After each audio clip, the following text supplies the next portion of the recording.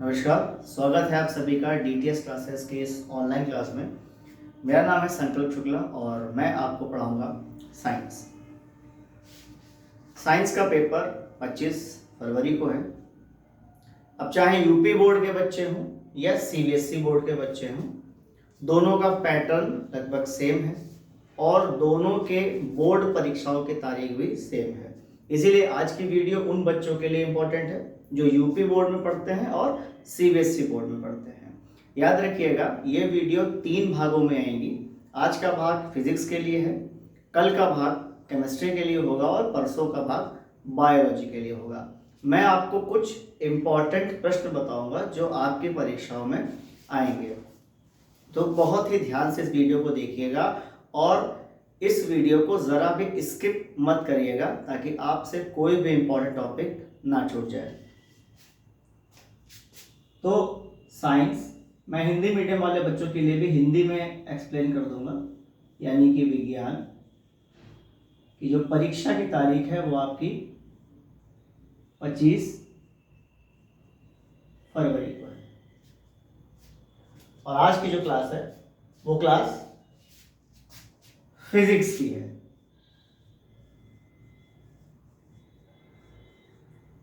Hindi medium वाले बच्चे इसको जानेंगे भौतिक विज्ञान के नाम से, या फिर इसको भौतिकी भी कहते हैं।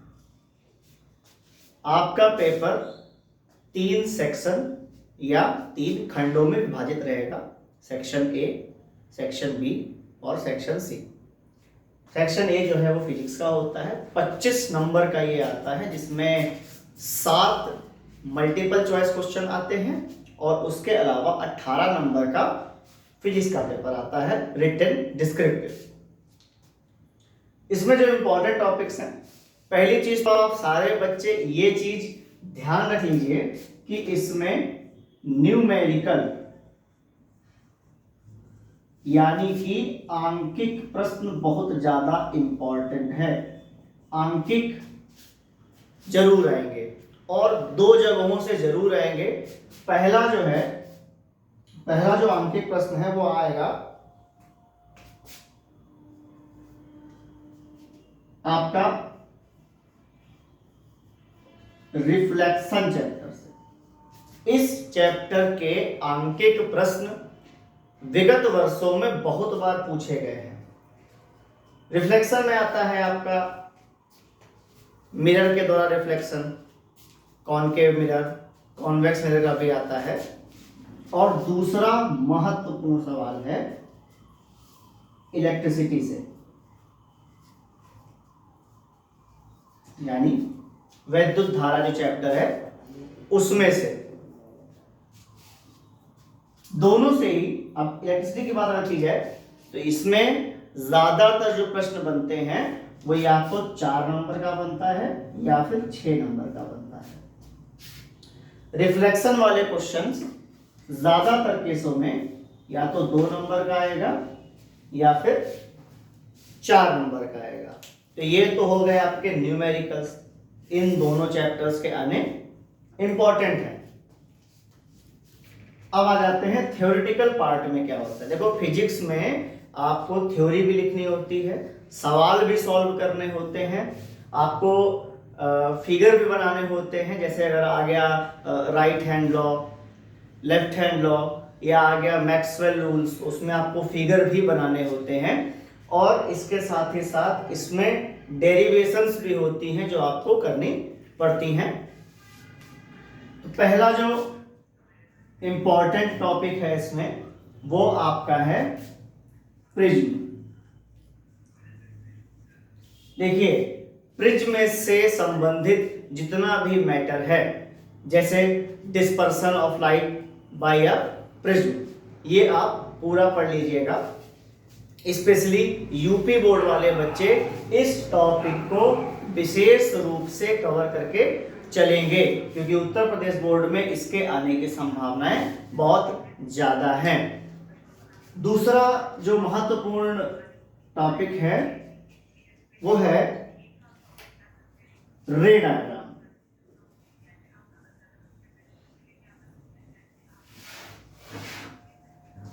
रे डायग्राम जो है वो अवश्य आएगा। अब रे डायग्राम भी आपके दो प्रकार के हैं, एक रिफ्लेक्शन का है जिसमें कॉनकेव मिरर या कॉन्वेक्स मिरर से हम रिफ्लेक्शन करते हैं, दूसरा जो है वो रिफ्रैक्शन का है यानी कि अपवर्तन का है, जो कि हम कॉन्वेक्स लेंस या कॉनकेव लेंस से करते हैं। और इसके फॉर्मूले भी अलग अलग होते हैं। जैसे मैं आपको एग्जांपल के तौर पर बता दूं कि अगर हम मिरर यानी कि दर्पण के लिए जब फॉर्मूला यूज करते हैं, बहुत ध्यान से करिएगा, यहां पर बच्चे बहुत ज्यादा गलती करते हैं। मिरर के लिए फॉर्मूला प्रयोग होता है 1/f is equal to 1/v plus 1/u। ध्यान रखिएगा, यहां पर कंफ्यूजन होती है। तो स्मॉल एफ इसका मतलब है फोकस दूरी या फोकल लेंथ, स्मॉल वी इसका मतलब है distance of image from mirror यानी वस्तु की इमेज की, प्रतिबिंब की दर्पण से दूरी। U का मतलब होता है वस्तु की दर्पण से दूरी या फिर distance of object from mirror. एक बात तो और स्मरण रखिएगा, मिरर जो है या फिर लेंस के लिए बात की जाए तो वस्तु यानी कि ऑब्जेक्ट जो है वो हमेशा मिरर या लेंस के लेफ्ट साइड में रखी जाती है।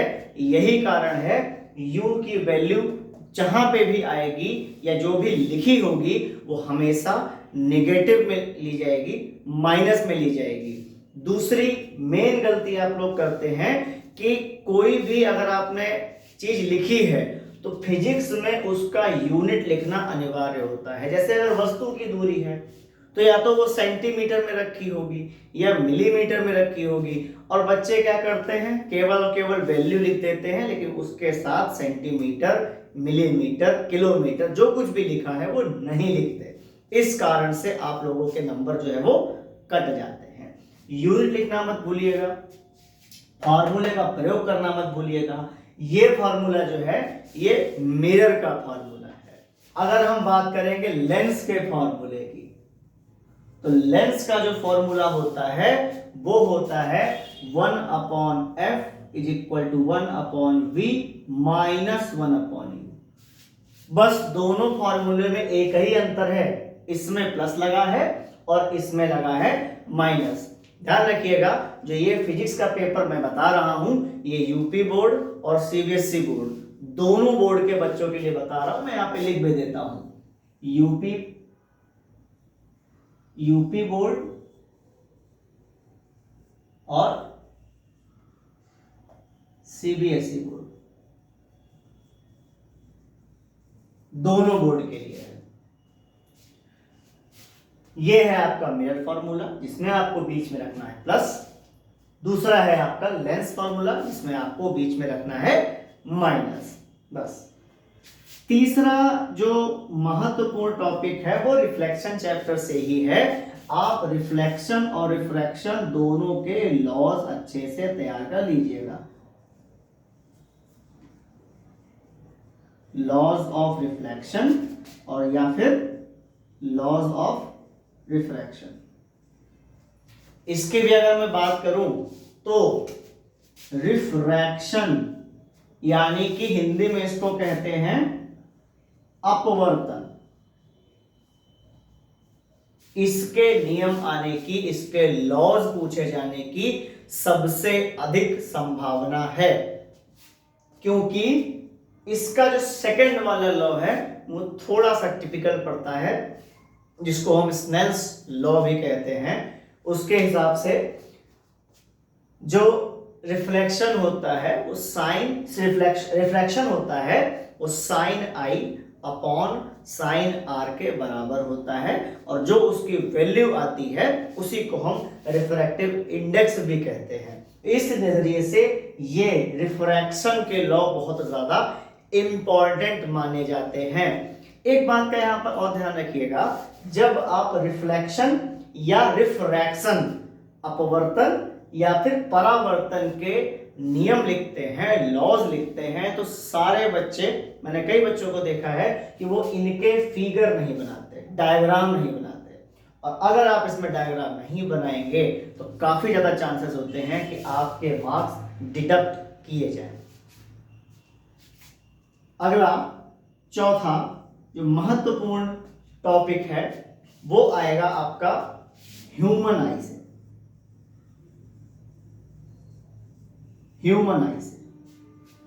ह्यूमन आई सीबीएसई बोर्ड वाले विशेषकर ध्यान दें, सीबीएसई बोर्ड वालों को ह्यूमन आई से बहुत ज्यादा प्रश्न आने की संभावना है। आपको हो सकता है कि ह्यूमन आई का डायग्राम दिया जाए, क्योंकि इसका डायग्राम बहुत ज्यादा डिटेलिंग में होता है। जब आप इसका चित्र बनाते हैं, डायग्राम बनाते हैं, तो इसमें डिटेल देने की बहुत आवश्यकता होती है।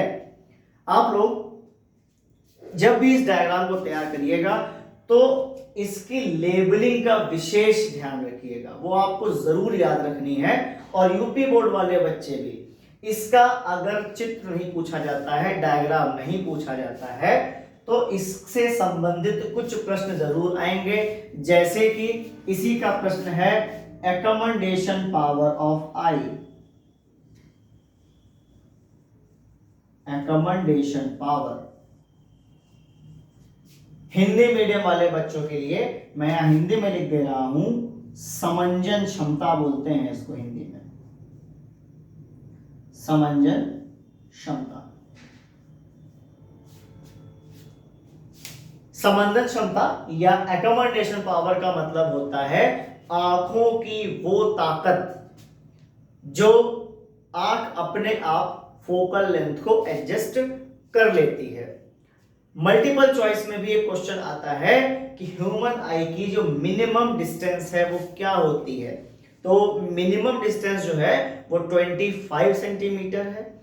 मैक्सिमम अगर पूछी जाती है तो वो आप लिखिएगा इन्फिनिटी यानी कि अनंत। और आंखों की अपने आप अपनी पावर को या फोकल लेंथ को एडजस्ट करने की क्षमता को ही एकमेंडेशन पावर या फिर समंजन क्षमता कहा जाता है।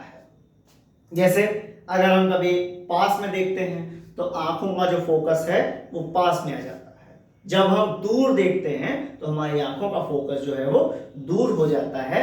और ये इस तरीके से होता है कि हमारी आंखों का जो लेंस है वो मांसपेशियों द्वारा जकड़ा रहता है। जब हम दूर का देखते हैं तो मांसपेशियां ढीली हो जाती हैं, जब हम पास का देखते हैं तो वही मांसपेशियां लेंस को कस के पकड़ लेती हैं। इसीलिए ये टॉपिक जो है बहुत ज्यादा इंपॉर्टेंट है और 2 नंबर में जरूर आएगा।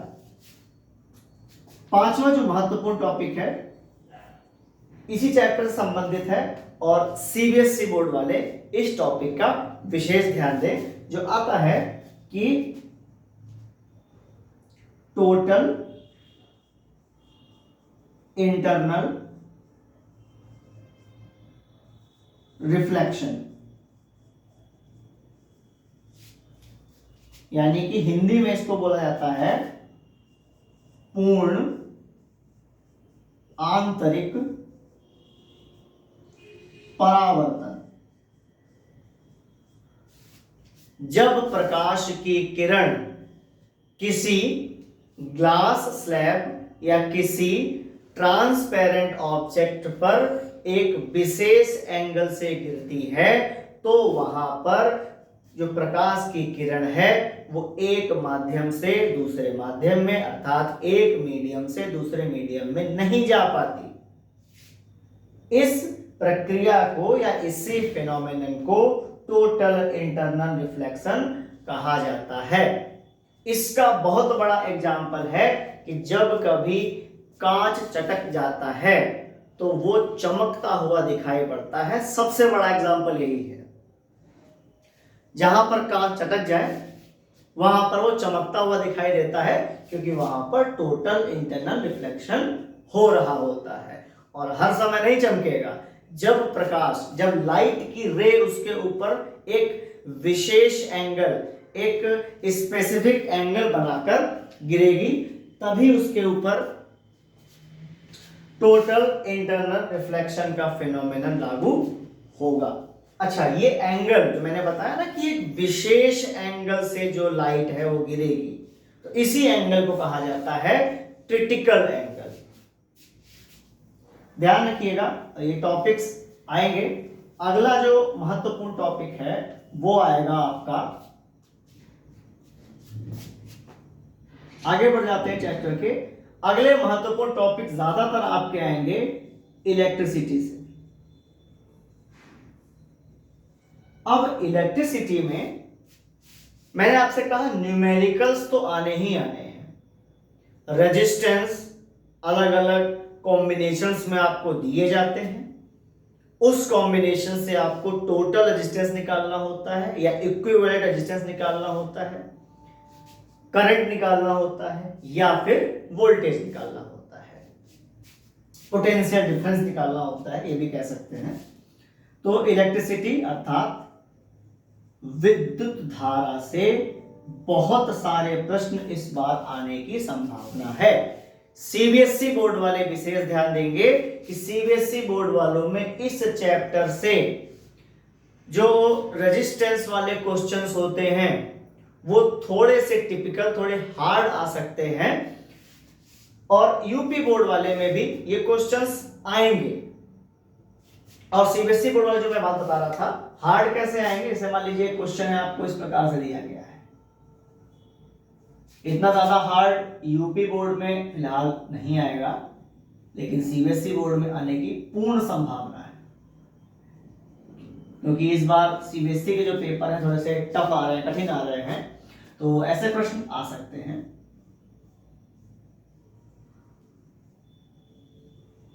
ये देखिए, तो इस प्रकार का कॉम्बिनेशन आपको दिया जा सकता है। समझ में आया? इस तरीके का कॉम्बिनेशन सीबीएसई बोर्ड वालों को इस बार देखने को मिल सकता है, और यूपी बोर्ड में भी इतना टिपिकल तो नहीं, लेकिन यह प्रश्न आने की पूर्ण संभावना बनती है।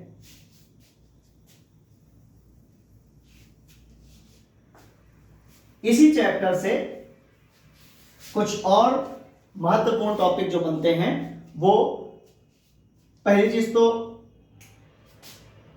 ये आएगा ओम्स लॉ, हिंदी में कहते हैं ओम का नियम। अब यहां पर लिखने में यूपी बोर्ड के बच्चे ज्यादातर गलती कर जाते हैं। ओम्स लॉ क्या है? आप लोग सीधे लिख देते हैं कि ओम्स लॉ जो है, पोटेंशियल डिफरेंस जो है वो डायरेक्टली प्रोपोर्शनल कर जाता है करंट से, लेकिन कब, ये तो आप लिखते ही नहीं।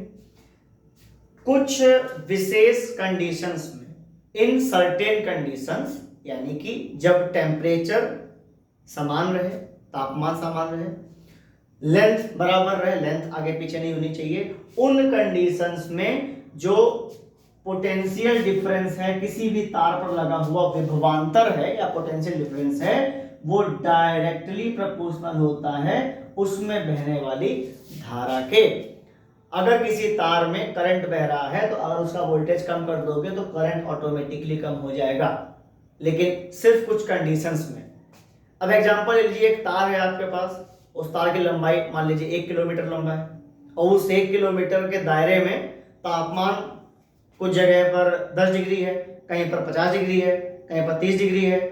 ऐसी कंडीशन में ये लॉ लागू नहीं होगा, तापमान समान होना चाहिए। ठीक है, इसलिए लिखा जाता है कि इन स्पेसिफिक कंडीशन या इन सर्टेन कंडीशंस, विशेष परिस्थितियों में, तो ये लॉ आएगा। इसके साथ साथ एक और चीज करनी पड़ती है, करके दिखानी पड़ती है, जब यही V is equal to I R बन जाता है, यानी कि इस प्रोपोर्शनल के साइन को हटाकर आप इक्वल टू लगा देते हैं और R का मान निकालते, तो इसी R को आप कहते हैं रेजिस्टेंस है। अब इस रेजिस्टेंस की आपको परिभाषा भी लिखनी पड़ती है, डेफिनेशन भी लिखनी पड़ती है। रेजिस्टेंस वो चीज है, इसकी मैं आपको दो परिभाषाएं बता दे रहा हूं, आप दोनों में से किसी भी एक को वहां पर लिख दीजिएगा। देखिए, पहली चीज तो है रेजिस्टेंस, आपने जो पढ़ा, करंट के फ्लो में रुकावट पैदा करने वाली चीज को रेजिस्टेंस कहते हैं, ये भी ठीक है। दूसरी जो एक, इस फॉर्मूले के हिसाब से, क्योंकि मैं फॉर्मूले की बात कर रहा हूं, इस फॉर्मूले के हिसाब से रेजिस्टेंस क्या है, तो रेजिस्टेंस जो है वो V अपॉन I है। साधारण शब्दों में, बहुत साधारण शब्दों में आप सीधे लिख दीजिएगा कि रेजिस्टेंस वो चीज है, या रेजिस्टेंस पोटेंशियल डिफरेंस और करंट का एक रेशियो है। हिंदी मीडियम वाले लिखेंगे प्रतिरोध विभवांतर और धारा का अनुपात मात्र है। इस फॉर्मूले से आप ये लिख सकते हैं। दूसरी चीज है रेजिस्टेंस कुछ चीजों पर डिपेंड करता है, आपने भी पढ़ा होगा। जब इसका हम ग्राफ बनाते हैं तो सीधी रहनी चाहिए। रेजिस्टेंस जो है वो डिपेंड करता है किसी भी कंडक्टर की लंबाई के ऊपर, जितनी उसकी लेंथ होगी वो उसके ऊपर डिपेंड करेगा। और रेजिस्टेंस जो है वो इनवर्सली प्रोपोर्शनल रहता है उस तार के एरिया के। ये भी आपको जो डेरिवेशन है वहां पर करके दिखानी पड़ेगी। और यहां पर एक चीज आती है रोहो, इसको हम लोग रोहो बोलते हैं, और ये चीज आपकी है रेजिस्टिविटी।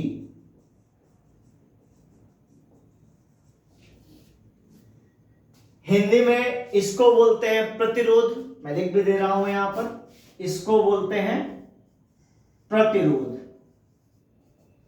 और इसको बोलते हैं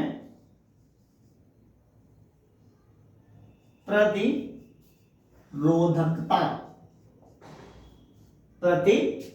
प्रतिरोधकता, इन दोनों में एक छोटा सा डिफरेंस होता है।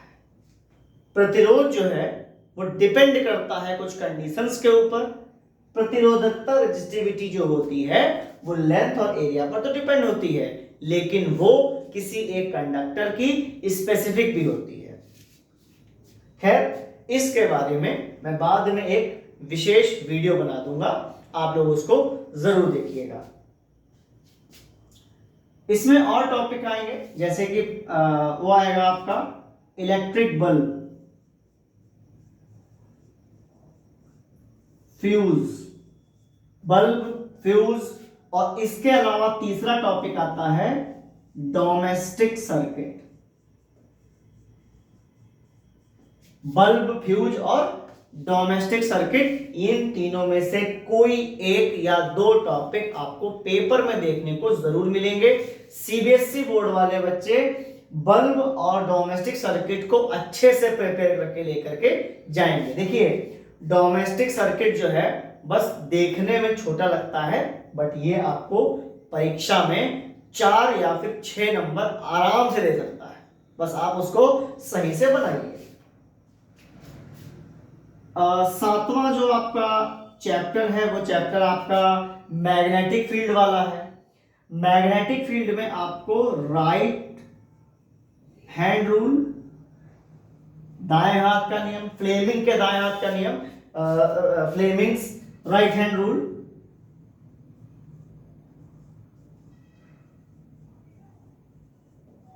और इन्हीं का लेफ्ट हैंड रूल।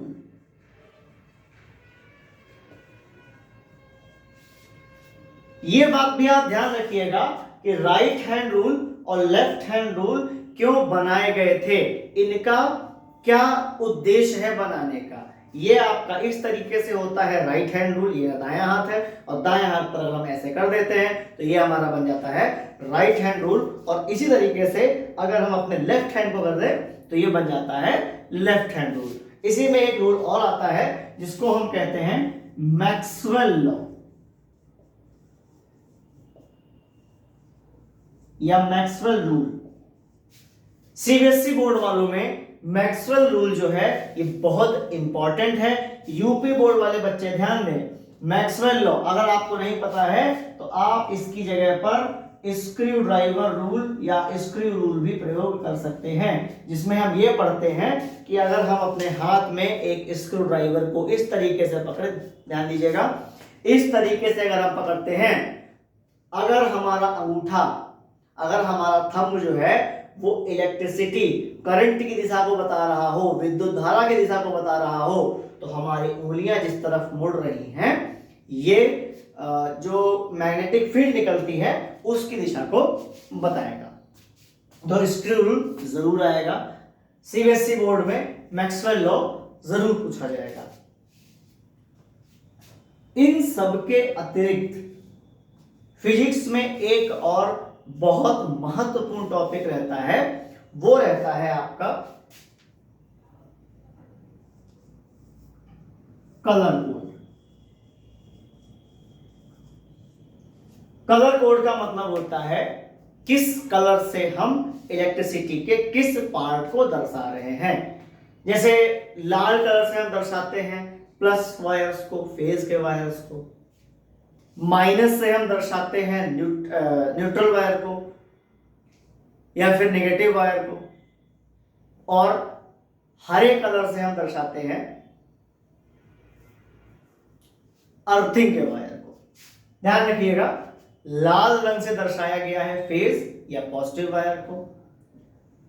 नीले, पीले इन कलर से दिखाया जाता है नेगेटिव वायर्स को। काला या हरा, हरे से दिखाते हैं अर्थिंग वायर को और काला वाला नेगेटिव में चला जाता है। ठीक है, कई स्थानों पर येलो वायर को भी आप फेज का वायर कह सकते हैं, बट बेसिकली कलर कोड में वो नहीं माना जाता। रेड को ही हमेशा फेज वायर या प्लस का वायर कहा जाता है। तो ये कलर कोड एक बहुत ज्यादा इंपॉर्टेंट टॉपिक्स में से एक है। अच्छा, सीबीएसई बोर्ड वाले बच्चे जो हैं वो यहाँ पर एक चीज का विशेष ध्यान है। आपके लिए बोर्ड पहले मैं साफ कर दे रहा हूं ताकि आपको अच्छे से समझ में आए कि मैं क्या बताने जा रहा हूं, आपका पेपर अच्छे से हो, इसकी मैं आपको कामना देता हूं।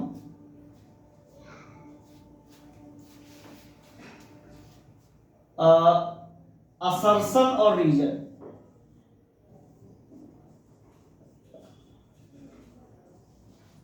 असर्शन रीजन ये जरूर आएंगे। कारण और असर्शन को हिंदी में कहते हैं या तो स्टेटमेंट कह लो, वाक्यांश कह लेते हैं।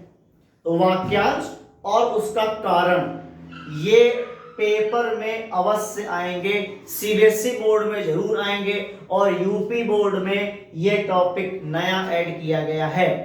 ध्यान रखिएगा, कारण और उसका जो सेंटेंस स्टेटमेंट होता है वो पेपर में जरूर आएगा। सीबीएसई में तो आएगा ही आएगा, यूपी बोर्ड में नया टॉपिक जो है वो ऐड किया गया है, अलग से ऐड किया गया है, तो इसका आप विशेष ध्यान रखिएगा। असर्शन का मतलब होता है एक स्टेटमेंट और उसका रीजन दिया गया होता है नीचे और आपको बताना होता है कि क्या ये रीजन असर्शन से मैच करता है अथवा नहीं करता है। ये आपको ध्यान रखना पड़ता है और बताना पड़ता है। यूपी बोर्ड में ये आ सकता है, एमसीक्यूज में आ सकता है, लेकिन सीबीएसई बोर्ड में रिटन एग्जाम में भी आ सकता है। इसके साथ साथ एक प्रश्न और आता है, ज्यादातर वो बायोलॉजी में आता है, वैसे बताऊंगा वहां पर आपको। एक पूरा पैराग्राफ दिया होता है, उस पैराग्राफ को आपको रीड करना होता है, उससे संबंधित कुछ प्रश्न नीचे दिए गए होते हैं, वो भी आ सकता है। बट फिजिक्स में आने की संभावना कम है, उसके बायोलॉजी में आने की संभावना बहुत ज्यादा है। इसी के साथ ही आज के जो फिजिक्स का टॉपिक है वो मैं यहीं पर समाप्त करता हूं।